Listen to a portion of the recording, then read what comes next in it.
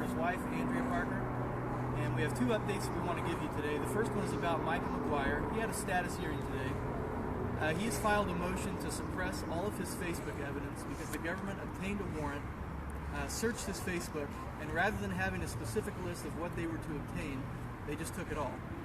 And from his Facebook alone, they've entered 13,000 entries, most of it, the overwhelming majority of which is personal in nature, and only 200 items out of the 13,600 is actually slated to be used in trial. He's saying that this is a violation of his Fourth Amendment right. It's tantamount to the police showing up at your house with a search warrant and just taking everything that you belong and saying, we'll give it back when we're done. It's not how it's supposed to work. Micah's hearing is key today because if he can put restrictions on the government to access your digital social media, other political prisoners are certainly going to follow suit. The issue that Micah is having is he can't simply say, you took 13,000 items, some of which were personal chats, completely unrelated to the case that's in front of them. He can't just say you took 13,000 items of evidence and filed it. He has to get a digital forensics expert to look at it and make sure that the government didn't misuse it. Well, guess what? The government had no problem getting a terabyte of information on these 19 defendants. They have the deep pocket of the taxpayer. Micah McGuire's attorney cannot get approval for $5,000 at least to hire this digital forensics expert to look at this and make sure that the government didn't open any of the stuff that they weren't supposed to. Now, the government, of course, maintains we only looked at the 200 items that were related to the case. And don't worry, we only filed the 13 things for Micah's benefit in case he wants to be able to look at those items for his own defense. That's not how the Fourth Amendment works. That's not how our protection against warrantless searches and unreasonable search and seizure works. Micah is fighting this, and this is absolutely a case precedent-setting issue. And today we were in the courtroom. Normally, there's one U.S. attorney and a couple of marshals and supporters. Today there were other judges, there were other attorneys, because this could set precedent in the District of Nevada. There was FBI agent, special agent in charge. There was, I was really surprised because I've been to quite a few of these hearings, and usually that side's almost completely empty.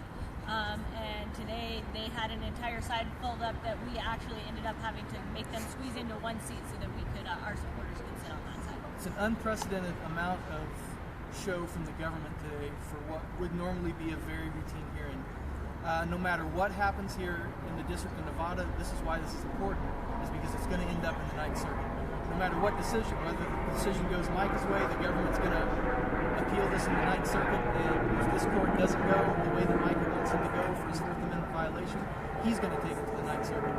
This is a big deal. The foundation is going to continue to watch this. We're going to continue to support Micah McGuire. He's a political prisoner. Alicia McGuire is here today. She drove from Arizona. She's in meeting with the attorney because they're both in the same place at the same time, so she wasn't able to be with us. That's the update for Micah McGuire. We're going to continue to follow this. He has a status hearing update scheduled for late July after the next Tier 3 hearing begins. We'll be there to watch and see what the outcome of that is. Andrea has an update about Todd Engel and his sentencing guidelines and the recommendation from the government. First, let's throw the date out for Micah's hearing. It is July 28th at 9:30 in the morning. That's a Friday. Okay, so Todd Engel got his government's suggestion for his sentencing. Now, Todd Engel was found guilty of only 2 counts. The first one was obstruction of justice and interstate travel and aid of extortion. Yep. Only 2 of the charges. He got his sentencing guidelines, is that what they call them, or the government's recommendations for Todd's sentencing. And point system. Eric told me they've seen other guys' papers in the jail, and they're usually a couple pages long. His is 20 pages long. And in there's a lot of information how they come to their points system. Now, they found 37 points for Engel, and there's a few things in there that Eric was explaining to me on the phone, and one of them first that really rang true to me, and I've been saying this for a while. He got +5 points for terrorism. So here I've been saying that they're using the PATRIOT Act and they're doing this, and obviously it's true. If they can, +5 points for acts of terrorism. They gave him plus a couple points for brandishing a weapon, even though he was not found guilty of brandishing a weapon. The wording, the way they word this, they were wording it like, well, all of the other charges were undecided. So some people still did think that he was guilty.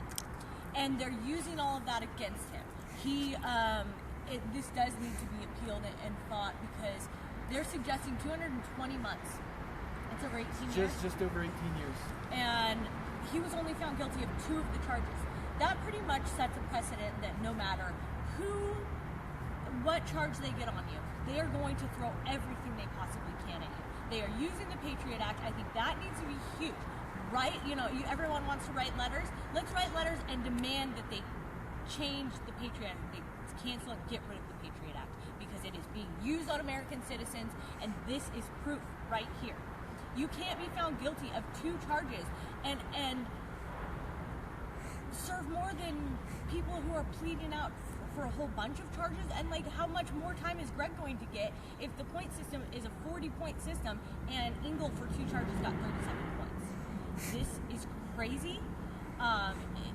There was a picture in the 20 pages, and the pictures of Legos. And they say, the victims are these agents and the BLM agents and the FBI agents. And he gets plus points because he's affected their family members. Because one of their family members, who is to know for sure that was made by a child? First off, how is the child even knowing about the wash can be able to depict the wash in Legos if they're not being coached to do so? And he's getting plus points for affecting the victims' families. This is an outrage, and we need to start making noise about it. The issue here is this is not reasonable justice. There is no way that this is a reasonable measure of justice. Even if you were to adopt the government's narrative for what they say happened. Todd Engel is a man, and this was all in footage. This all came out in the trial. He came to protest. He showed up that morning. He was standing in the parking lot, and a woman ran over and said, they're down in the wash, and they're going to start shooting people. That's why everyone went over to the edge of that bridge to see what was going on. Todd Engel saw federal agents with weapons pointed at him. He crouched down for a second. He stood up. He took a picture. And when they said to disperse over the bullhorn, he ran to the Nevada State Troopers, to the Nevada Highway Patrol, and he stood there on dash cam for 90 minutes. When he was done, he shook their hands, they patted each other on the back, and they went their separate ways. Convicted of 2 counts, the government wants to put this man away for 18 years. And here's what's really offensive about this. The reason our men are sitting in prison for over a year without a trial is because the government knows that if they charge you with a Section 924C, use or carry of a firearm in relation to a crime of violence, if they charge you with that, the Bail Reform Act says that you can't go home. Here's the problem. Last week, 23 members of a motorcycle club were indicted in Nevada. They were down in Pahrump with our guys. They stood before a judge in this very courthouse. They are all charged with racketeering, murder, kidnapping, vehicle theft, and 2 counts of 924C. They all went home 2 days after they came in. They got a detention hearing, and they all went home. So if you're a part of a motorcycle gang, you have the right to the presumption of innocence, and you can get pretrial release, and you can come back and go to court. But if you happen to be in a place where people are protesting against the federal government, and where the no government, violence happened. There's no violence, there's no victim. The only victims are the people that stood there on that bridge and were assaulted by the federal government when they pointed fully automatic machine guns.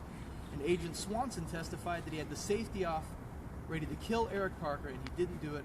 The people on the bridge were assaulted. The wrong 19 people are indicted, and we can see it right here in Nevada. If you're a part of a motorcycle gang accused of racketeering, you have the right to the presumption of innocence. If you came and you protested against the government, you do not. You will sit in prison indefinitely until they decide to get around to try you. And if they can't get a conviction, they'll come back and they'll do it again with different evidence.